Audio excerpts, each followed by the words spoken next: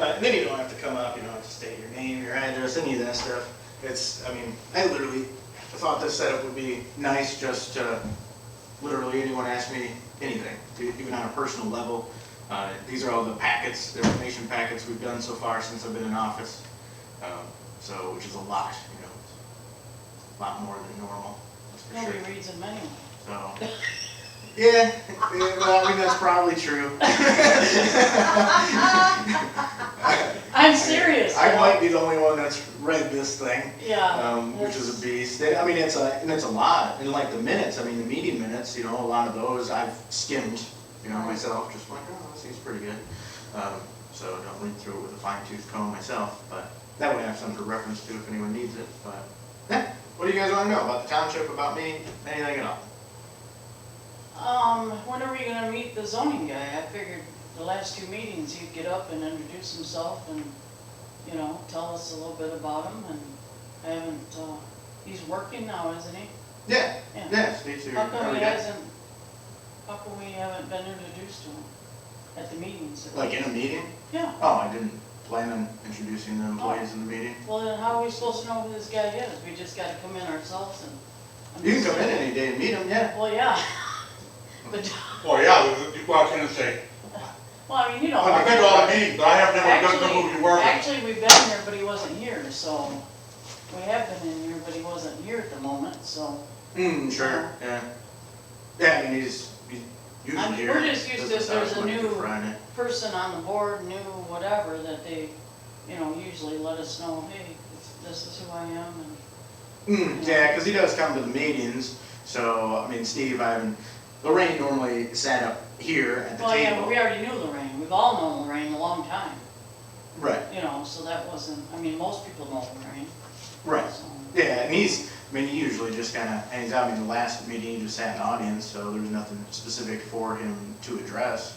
But, I mean, I could have him stand up and say, hey, I'm Steve. I mean, But it might make sense just to introduce any new employee. that you Yeah, have. that's what I. If they're here, just so that, They're working for us. well, so but not we only should that, know it might who be they are. nice for them I'm to. not going to have the maintenance guys coming and stuff, or the office staff. I mean, Well, that's but ridiculous. decision-making people.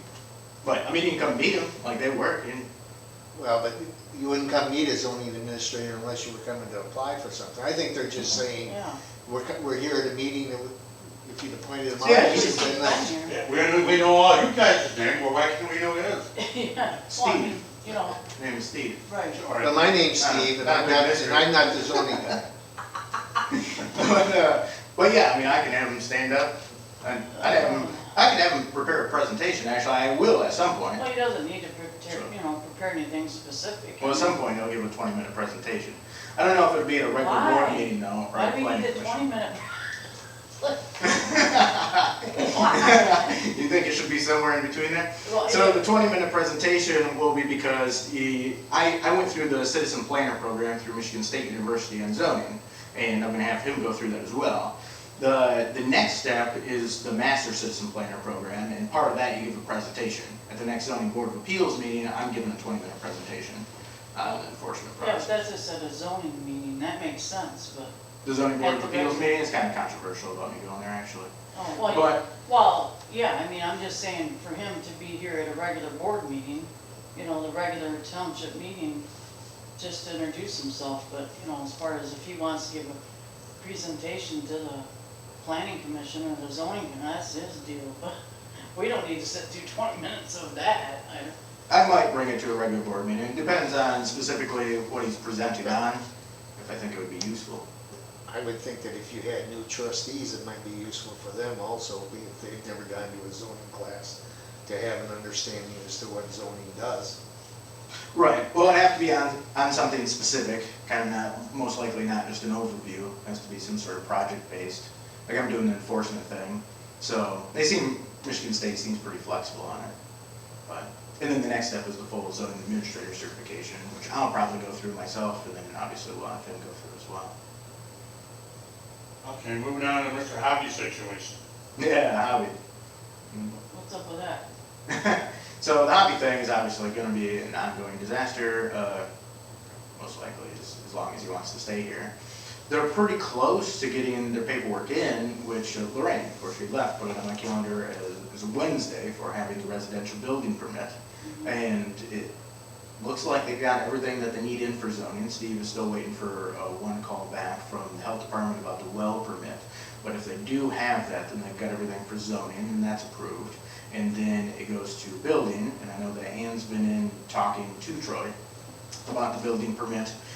So I know they're close on that too. I think there was some debate over the square footage they had on the plans. If they hit that, the residential building permit is granted, which is 12 months, which is interesting. It's interesting to push it up to the line. Obviously, I get threatening messages from him on a regular basis. And that's just going to continue on whoever he happens to be interacting with in the world at that point. Right. I mean, the process would be, if they weren't doing it, a normal process would be to get a record company, to have the sheriff deputies as an escort, or get an estimate for pulling the sheds and trailers off of the property, and then obviously after the estimate, then to do that. But most likely, if it gets a residential building permit, we'll probably be just back in the same situation in 12 months.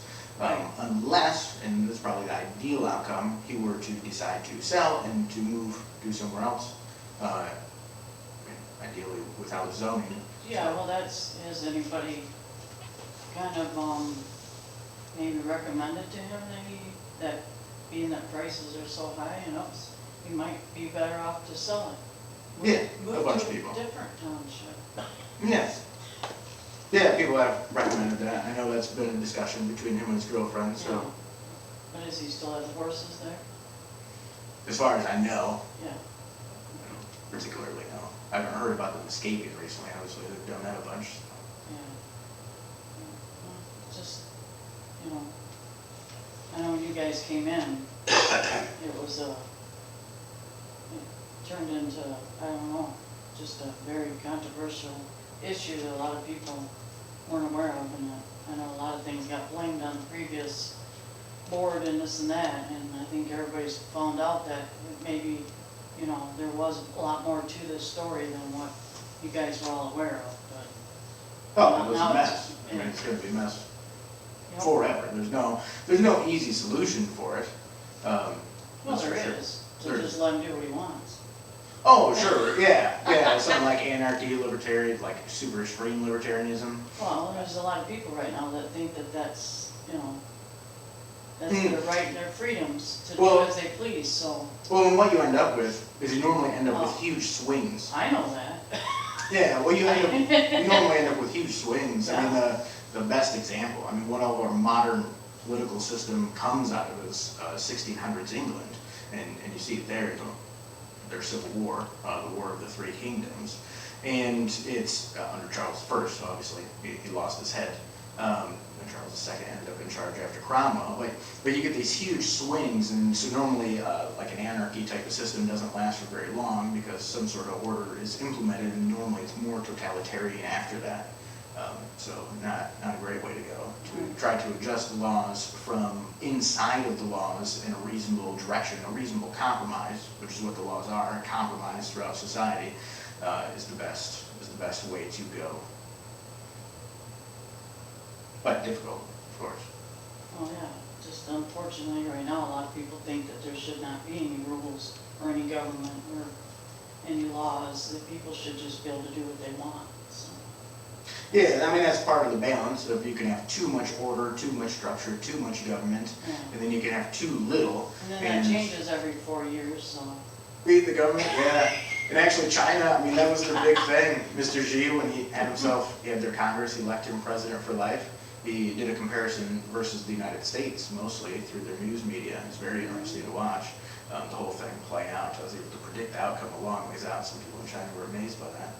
But that's the idea, is that if you don't have stability, if you have elections, you don't have stability in your people in office. So you can make a strong case that you shouldn't have elections based on that, which is very interesting. And actually very difficult to argue against in some sense. Most people that want to just completely eliminate government don't really tackle those problems. They don't really confront, like Thomas Hobbes wrote Leviathan, published in 1651, so immediately after the English Civil War. and he wrote some works in Latin that was published in English, which was unique for a philosophical work at the time.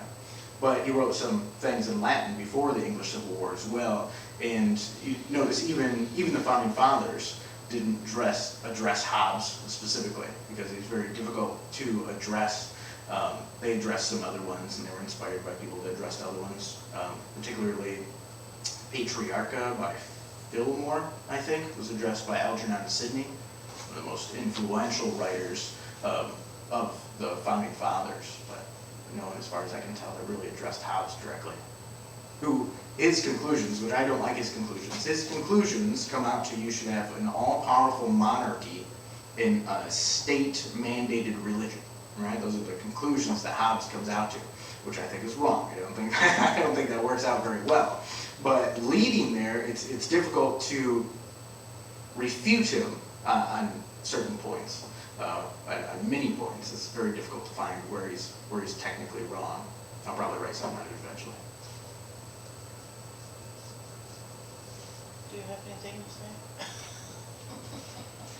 No, I was just curious when I saw the notice for the meeting, that you said that you had tried doing some meetings and it became too many meetings, and now you were trying something different. And so, and I haven't been to any meetings. I'm a new resident of Dalton Township. Okay, yeah. And I intend to, just out of curiosity, to attend meetings.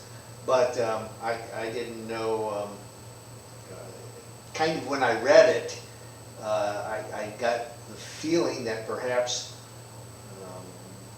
the public might feel like they're not allowed to be part of the process at the regular township meetings as far as making comments. And I wasn't sure if that was true or not, if you had to order a business where if something was being discussed, whether there was a avenue for citizens to speak on it before a vote was taken. Yeah, there is. So basically you have to have, at a public board meeting, you have to have a public comment section. Now you only have to have one, and you can put various limits on it, and you could put it at the end after you go through all the stuff.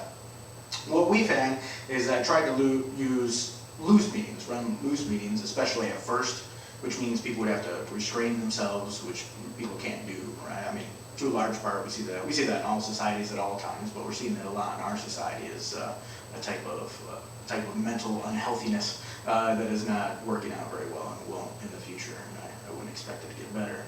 But I had working sessions with just the board, where with the board and with public, they're open, and some of these packets are those, where you can just purely discuss things, right? Right. So I'm completely fine with those meetings being fairly crazy, right? People just sitting down and speaking and saying, hey, we want this, we want that, I don't like this, right? Jeff is an idiot, whatever.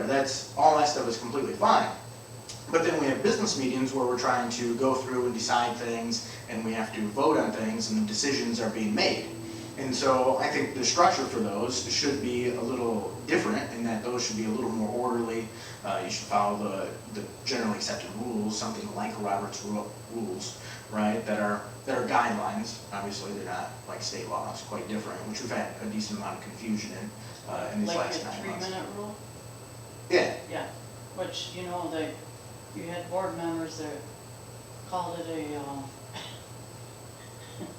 courtesy rule on your website when there was brought up about the 3-minute rule, and it was, brought in on a board member that wasn't true. There is no rule. It's a courtesy rule, and got quite snippety and snarky with a few of us over that issue, which I always find interesting that the township, board members tend to go on the website and, really go after the residents. Instead of people coming on there and, like even yourself, and talking about, especially when you got people going back and forth at each other over misinformation, that'd be nice if somebody would jump in and say, hey, this is Jeff, this is the way it really is, blah, blah, blah, straighten it out a little bit, but If I could hire a few more employees of the township, I might. But it probably wouldn't do one. It'd probably be a few to actually cover the time to try to handle that on Facebook. yeah, well, either way, there's a lot of misinformation that goes on. And it Mostly goes on and on misinformation. and on because Yeah. nobody corrects that. And, you know, Mostly misinformation. I'd say there's mostly misinformation out there. yeah, yeah, which is unfortunate because, you know, I think a lot of people look at it as this is a concerned citizens of Dalton Township website, which, you know, I mentioned this before. And they expect that somebody is monitoring this page and giving, you know, that the stuff that's coming on there is, you know, correct. I mean, there's so much stuff that, Well, then it shouldn't be a discussion group. People shouldn't be allowed to speak. It should be a monologue, me releasing information, which is essentially what the YouTube is becoming to some extent. So, or my articles. I mean, either one of those so work. what is exactly, what was your point of that website to start with? And if it wasn't to give out correct information about the township, I don't understand. Yeah, I wouldn't have started a discussion group. I would have started a page where I'm releasing information, right? So the group is designed, Concerned Citizen Group is designed as a place for people to get on there and debate stuff. I mean, that's basically it, right? That's the idea of the First Amendment. Get on there, you can lie about each other, you can attack each other, go for it, tear into Okay, it. well, I'm Is glad. it a township page? No, it's a private page that he started. Well, as long as we're all on this, I'm under the understanding that that's what your goal is, I guess, okay. That's Yeah, what to we have got. the discussion. It's too ideal of a view of human nature to think that they'll be able to discuss things and come to some sort of reasonable conclusion. It's very rare because you have to start out with reasonable humans at the beginning, right? Which is difficult to do. And social media comment sections are obviously not a good way to communicate in that fashion. People have a hard enough time in person talking with each other, communicating on things like that. So That doesn't mean you just give it up and not, I mean, I just, Well, I guess if you have that philosophy, why would you start the page? why would you run the township if your philosophy is just let it be chaotic and go at each other and lie about each other? I mean, we see enough of that. I always look for sites that are gonna be informational and something that's where my biggest complaint about that site has been, if you do, anybody that says anything or an opinion, and people just all out attack. And even sometimes the board members themselves are attacking people, and I'm like, what is going on? yeah, but that's every other group already, right? So most of those groups, they monitor them quite a lot. They delete all sorts of stuff. You can't say what you want. You can say what you're allowed to say, right? So there's an opening there of a place where people can go on there and throw stuff out. So I'm not, yeah, Well, I'm not I going just to feel like monitor. that's where a lot of the problems come in, is that people are allowed to just say what they want, whether it's, like you said, lying about something, flat out lying about something, or if they're, Yeah, people have lied about me a lot on there. I address some of them, but not all of them. But, I mean, that's very reasonable use of that, for people to get on there and to attack the government. I just happen to be the government in this case, but that's okay. yeah, how's that working for you? Just fine. Just fine. I didn't expect anything different than what it is. You're gonna find, obviously with the turnout tonight, you know, you see that there's a lot of people that got a lot to say, but when it comes to backing that up by, you know, actually showing up, then, you know, they don't really show up, so. Yeah, that's very true. Unless they got, Very true. you know, we've always tried Well, to we're be the involved, concerned citizens of Dalton Township, apparently. yeah, Yeah. that show up no matter good or Absolutely. bad, and I don't care what you are, you know, what, you know, Republican, Democrat, Libertarian, I don't care what you are. You know, I vote for who I think is gonna do the best job, and, you know, I don't care, I'm always gonna come and be involved and be respectful as much as possible and pay attention to what you're trying to do and give you credit where I think you deserve it and criticize when I think you should, but, you know, I don't attack people just to attack, and I feel like sometimes the board is very attacking Sure. to the residents, and it's like, I hear this "we the people" all the time, and I'm like, which people are you talking about? Yeah, it Because, always becomes a question, doesn't it? Which people, yeah. yeah, who is "we the people"? Because I feel like a lot of time the "we the people" they're talking about ain't us. Well, that is what you end up with, because in a representative republic, representative democracy, whatever you want to call it, the people that get voted in have maybe a 50% approval, right? Something like that. Half the people are usually against them, half the people for them. And so the representation of all the people then has to occur through other means, some sort of limits upon the power that preserve rights even for the people that have lost the election. Otherwise, the two wolves vote to eat the sheep. It doesn't work. Democracy is the most unstable political system there is, and works horribly, unless you define it in some other way, like a representative republic, representative democracy. But when misinformation and lies and attacking and all that goes on, that makes it worse. I just don't get where that is creating any type of we the people type of environment. Right, so what you would hope is that through the discussion, this idea of free speech, right? Free speech, very Sure. controversial, super rare in history, almost never is allowed. And I mean, I would say it's not in our society. We moved against that. And so, but the idea of it is if you can have the people talk, then the truth will emerge from that conversation. And I mean, that has multiple times in that group has emerged about who is lying and who isn't lying. You know, I don't keep up with it all, but it's true that it doesn't always. And so then it becomes a question of, should you just have someone in control? Should I just decide everything that happens on there, right? That's essentially the point that you're on. And then mine is on the other side. It's let the conversation happen, let things emerge. Hopefully the truth and something good emerges out of that interaction. But it's chaotic and it's complex in that way. The other way doesn't end up not chaotic and complex though. If I was trying to control everything in that group or in the township, it's almost impossible to manage that centralized control, very difficult.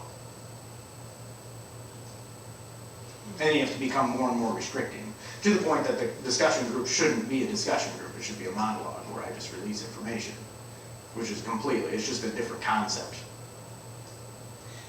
Did you stop the work sessions then?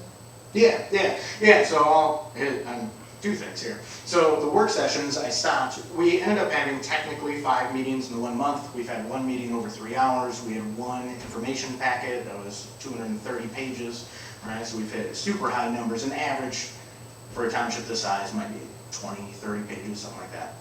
So ridiculous numbers on all of those things, and that's doing a lot of stuff. And I've tried to really hold back and move kind of slow because we come in and try to do a bunch of stuff, especially if 6 of your 7 board members have changed out. That's a lot of change. And so even trying to move slow, that's a lot of stuff that's occurred, and I'm hoping it's going to slow down a little bit now, or I'm trying to make it. But like the trustees and stuff, they didn't want to be coming to meetings every single week like that. Plus, 1 trustee's on the planning commission, 1 is on the zoning board of appeals, so they have those meetings as well, so I completely get that's a lot of meetings. And it's no big deal for me. You know, I've worked most of the weekends and a lot of the evenings and some crazy hours I've put in. So having 1 more meeting in the evening is no big deal. But I discontinued the working session. I included a decision section in the regular meetings and then a discussion section after for things that we might be moving into in the future, so that the board can still have just an open discussion after we've made all the decisions that we're going to make. So we're past making decisions in the meeting and we can just have an open discussion. But the separate working sessions we haven't been doing. Stopped having those. The planning commission is still having working sessions when they feel like there's a lot coming up for that. And then we have 2 public comments. So there's the 1 public comment before the agenda items and then a public comment at the end as well. The one at the beginning, because we've had people just kind of get up in the middle of meetings and kind of take over at various times or speak for a long time. And then you're blocking the meeting from moving on to the actual agenda items that people are waiting for votes and decisions on and that type of thing. And right when I came into office, I figured I would get some sort of light device to indicate the 3 minutes, but it didn't end up being a super high priority, and as long as people would constrain themselves, especially in that first public comment, then it was no big deal. But because we've had people not doing that, and the public comment section not going super great, then I did get this. And so that first public comment is on an agenda item and then limited to 3 minutes. The second one is technically limited to 3 minutes too, but I don't particularly mind at that point. If other people have seen the decision items that wanted to occur, they've seen the whole meeting, so if someone's rambling on, they can leave, which is no big deal. So you have the decision part, and then you have, basically, it sounds to me like your working session part on what possibly what will be coming up. But just incorporated into. All the regular meeting. incorporated in the same meeting. Yeah. Are all of the decisions that are made on that decision part, have they been part of a working session? No. Okay? And I guess I understand there are some decisions that are fairly easy as to what's gonna happen, but, so there's a possibility that there could be, for lack of a better term, a controversial issue that would come up that hasn't gone before the board, other than perhaps in their packet when they receive it before the meeting. Yeah, that's very possible. Is the packet available to the public before the meeting? Not the entire packet. So I made residence packets, and we had a whole thing with going online and stuff for a little while. But essentially, the information that is normally laid out at a lot of meetings with the business parts up front, about your treasurer's report and paying the bills, the past meeting minutes, and I've incorporated the fire reports, that type of stuff that would be available to pick up a meeting along with the agenda. So that I've called a resident packet, and we've been posting those online, so those are available. And I try to make them available the week before. So the packets that I get out for the board members, for the trustees, I make those available. I get them done on the Wednesday before the Monday, that is the meeting. And I email those to them, and I print them, and they're available for pickup in that way. And then the resident packet, usually I get available in the next 2 days, and it ends up getting posted on the website. So it's posted the week, like let's say the weekend prior to the meeting? Right in there somewhere, yeah. Okay. And is every business item on there? I mean, even if it's just noted as an agenda item without an explanation? Does it have the agenda of the meeting? Yeah, the agenda is the first page. The agenda, not, Okay. not always an explanation of what they're meaning. Right. Is there a reason why not? I could include more of the packet. I've thought about it, so I have to be careful with including everything, even like in the case of Steve, the whole packet that I sent out, I included all of his personal information, and even just to the trustees and stuff, I should be careful with that. So instead of parsing through and seeing all of what I should post, I wanted to kind of make it consistent, so that each meeting was having those normal business items that would be available. So that's what I've made the resident packet for now, but I could kind of parse out if anything needs to be left out and then post the rest of the packet. I could go in that direction, I might. Yeah, it just seems to me that if you're gonna be, particularly in the day and age where we've been where we can't meet in public, and then therefore you're doing, I assume you did Zoom meetings? We did Zoom for a while. So my first meeting in December I held outside. That was, you guys had that one? Oh, yeah. Yeah, it was cold, it was dark, It was and not it was real in front of the fire popular. station. Yeah, well, wasn't bad. And then, Wasn't bad, no, 20 degrees. worked out pretty good, because it was really controversial about holding inside meetings. So I held the meeting outside, because I didn't want to go online. And then even people that would have pushed in a different direction were like, well, if you're going to hold them in person, hold them inside. So we held them inside, I believe in January we must have been, and we got reported to the cops in the health department, and they sent us an email about going online. So I went online for a few months, and then we went back to in person. Okay, when you were Zooming, were residents allowed to call in and ask questions? Or were they? Yeah, it happened.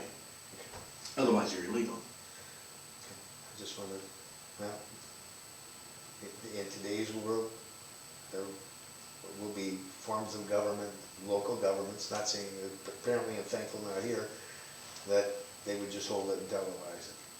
You know, because some of them don't have the money, the capabilities to do. Right.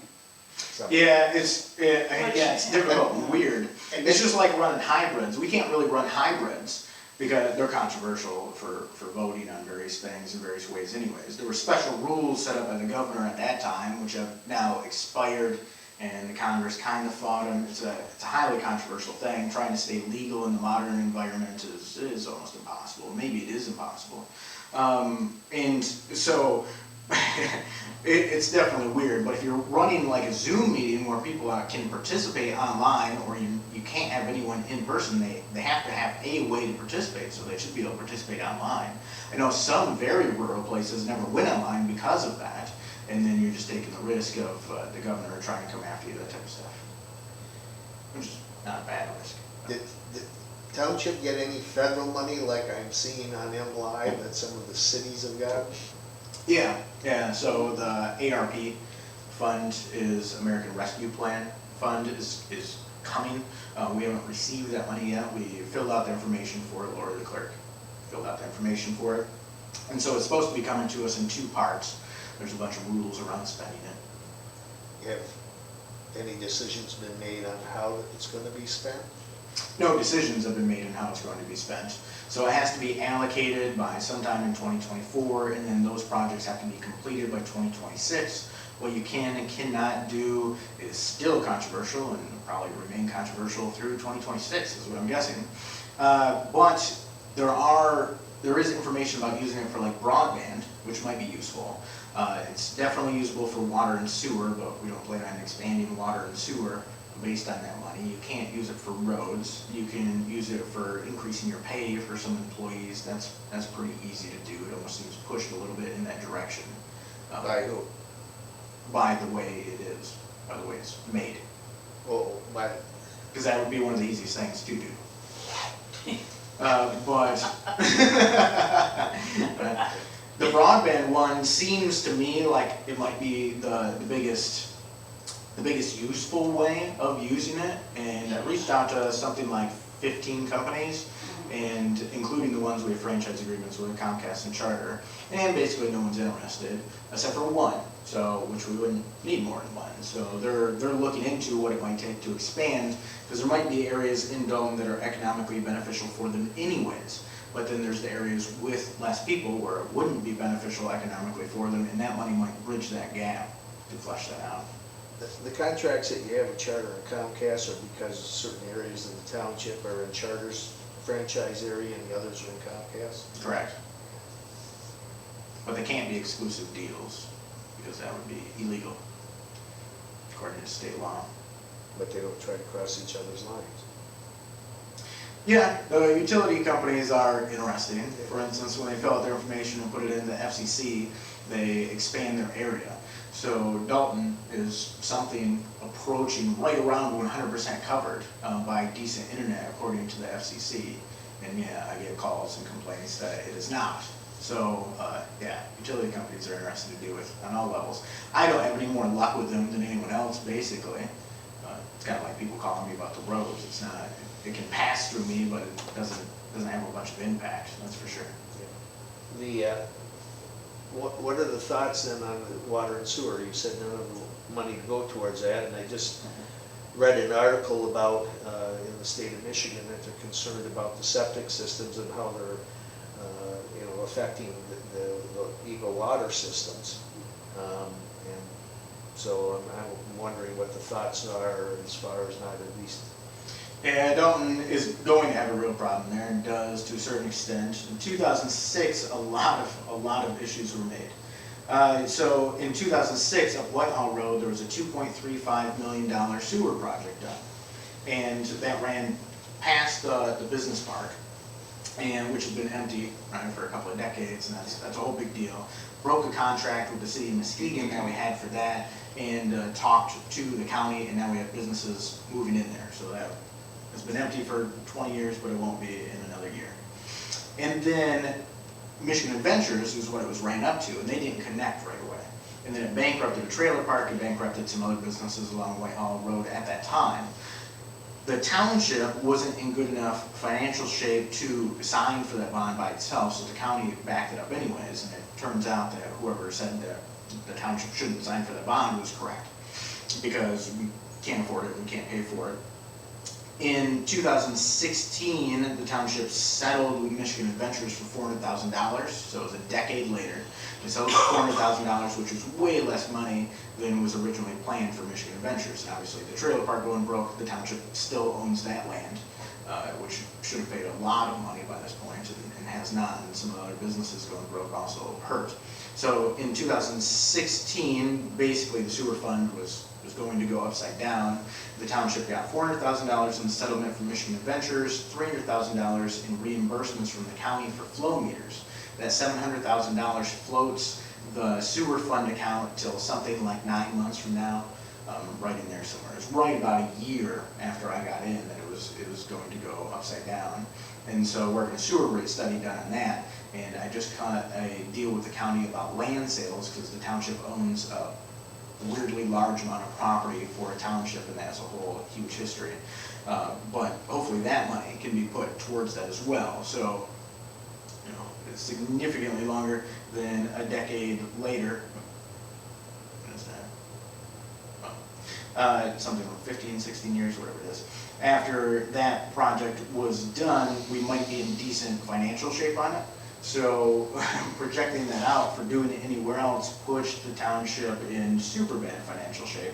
We have a tiny section of 120 that runs on, and then we have sewer running down river on the border of Muskegon Charter Township as well, which is a whole interesting thing. I read a packet of information probably about this deep on the history of the sewer stuff and never really solved some of those mysteries. The big problem, well, there are two big problems on the septics compared to the sewer. On the zoning map, you can see the huge swath that's green for agricultural resource conservation. That was done in 2006. And that was done so that each section of land has to be a 5-acre minimum, which has created all sorts of issues with spot zoning and this type of thing. But that's largely done because of the water area, because we have a high water table, and they don't want septic systems too close to each other. I'm going to see if we can figure that out. I'm working on a deal right now with Grand Valley State University to get interns and a class project for zoning to help with that, and that might be one of the problems that they try to tackle. We'll see. I'm talking about it with one of the professors. So that's why that's green like that. And then obviously you get up into the lakes, which are, they keep packing houses in around those lakes, and then septic systems right next to a lake is a major issue. Now I would say on those lakes, basically there was a bunch of flooding in the late 1970s in the area. In 1984 they put in the Ride Drain project running out of the south side of Twin Lake with the lake level outlet device. All that super controversial, was recently controversial because of the drain commissioner. The channels were put in between the two lakes, or the three lakes connecting them. North Lake was not connected because it did not have as high quality of water in it, so they didn't want to connect it to the other lakes. And channel projects were done last year as well, which are controversial and messy, and I'm going to see to what extent I can clean those up and the lake level outlet device. But that whole area runs into that septic problem. And if the water goes too high, you really run into that problem. And because the area has been at flood levels for the last few years, it was too high. Those levels were set at that time that it was done in 1984. And in the late 80s, the township supervisor at that time, Murrow Hill, had asked the state if that level, the level that it was going to be kept at, could be raised by a couple of feet. And they denied it because of septic systems, which is the level it was definitely at over the last handful of years while the water was high. So that's interesting. It could be part of the reason that there's so much phosphorus in the lakes, although that probably owes a lot to fertilizers as well. And people aren't supposed to fertilize with those fertilizers anymore, but they still do, so that's part of the high phosphorus as well. And part of the big Ride Drain project they just did is to get phosphorus out of the water. They made a bunch of switchbacks. To solve that problem long term, they're going to want to run sewer up to those lakes. I'm guessing they probably want to run it right up 120. 120 is also a highway that's going to have to be expanded. And then you're probably going to want to run water at that same time. They're just continually doing safety studies on 120 because it's not very safe. The issue with it is things are close to it, they're going to have to buy land to expand it out, you're going to have to move your utilities back, and they just put some utilities in along there, so that's not going to happen very soon. It's going to be tens of millions of dollars. So I don't know who exactly is going to flip that bill, but it's definitely not going to be in the next 3 years while I'm here. But I'm guessing in a few decades, maybe, they expand 120, run water and sewer up to lakes. That's what I would guess. I have to say I'm impressed with the background information that you made yourself aware of. Yeah, there's a lot of elected. infinite amount of information. There's not a lot of elected officials, and I'm sure many of them sitting up at that dais with you that probably have taken the time to learn what you've got there, so I'll let you know that I'm impressed with that. Do you have any idea how much of that federal money the township will be getting, roughly? It's a little over $800,000. Okay. So it isn't Somewhere. 25, 26 million like some of the cities. No, we wish. Here, no. Yeah. No, I've had Then we recommendations could to do spend some, yeah. probably something like $100 million. I get from people calling in, and, I mean, I get phone calls, people are like, just pave my road, just pave my little section of road. Dalton has 27 miles of dirt roads. Just doing one more grinding year is $50,000. But to pave them, especially if they're coming in at like 1.2 million a mile, which is controversial. People, people say you should be able to do it for less, and I know the road commission is controversial, very controversial subject. But just there, you could spend at least $30-some million on paving roads, then taking care of the rest of the roads, and then broadband. When I talked to a regional manager for Comcast about that money, and I said, what if we just gave you all this money? Like, how much could you do? What difference would that make? Not saying I'm gonna do that, but what would you do? And he said, it's not enough money to pay attention to. So, so you're getting tens of millions of dollars there as well. Well, hopefully, that's, with the infrastructure deals that are going on, if they ever get anything accomplished with that, hopefully, that would help some of these areas too. Infrastructure is so difficult because the numbers are so big. Yeah, right. I'll see you at some future meetings, thank you. All right, sounds good, yeah. Appreciate, Nice meeting you. I appreciate the fact that you're as knowledgeable as you are in your first year. Yeah, feel free to reach out anytime. Okay, kudos to you. Folks, nice spending some time with you. Yeah, Yeah, the infrastructure is just, He used to be the mayor of Muskegon. okay. Was that Warrington? Yeah. Yeah, okay. Oh, I've met him before. All right. Yeah, I met him at the board of review. I looked at him, I'm going, I knew him back when we were all, looked really young. And he used to come up and give us some money for sponsors for some of the teams. right, yeah. Okay. When him and his father first moved in the Muskegon area, Yeah.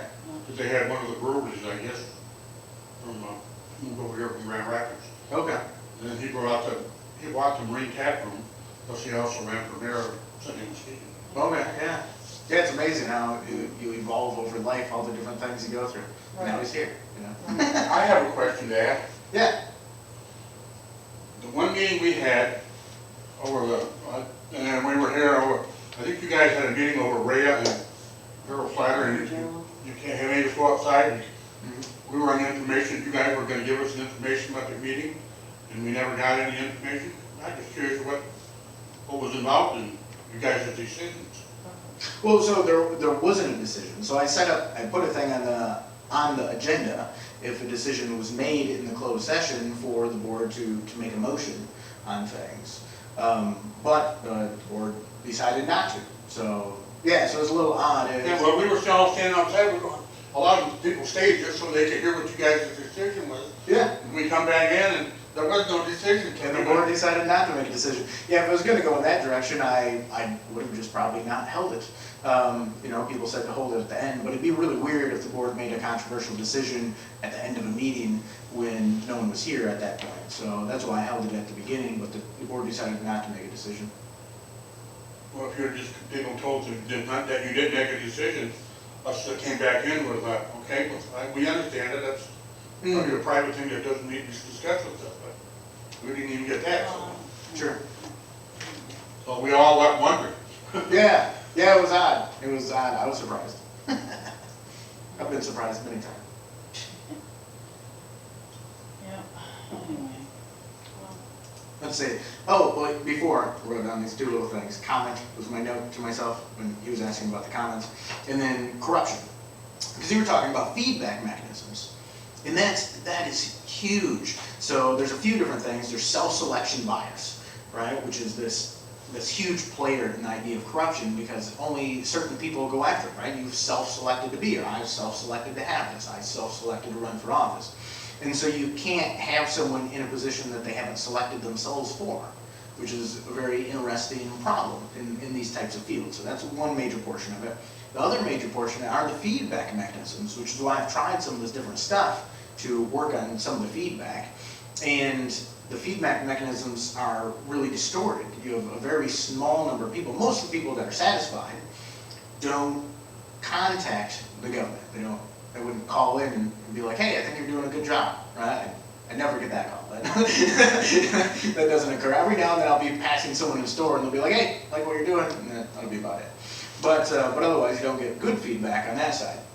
And then it's very hard to tell because the people that are contacting the township, you're thinking maybe they represent a larger, unboisterous public. And I know that does happen in some instances, but sometimes the larger, unboisterous public just isn't there. There's no one else speaking about it. So the feedback mechanisms are difficult, that's for sure. Very distorted. Yeah, I would say so. I mean, you know, just the fact that Ray Flatter was allowed to stand up here and say some extremely derogatory, out of control. I was like, I don't understand why anybody is allowed to stand at that podium and attack the board and board members, anybody like that. And, you know, obviously, I don't know why it wasn't stopped. I don't, you know. Or and her neighbor. Well, it was a different situation. Yeah, I mean, the people not being able to control themselves is a definite issue.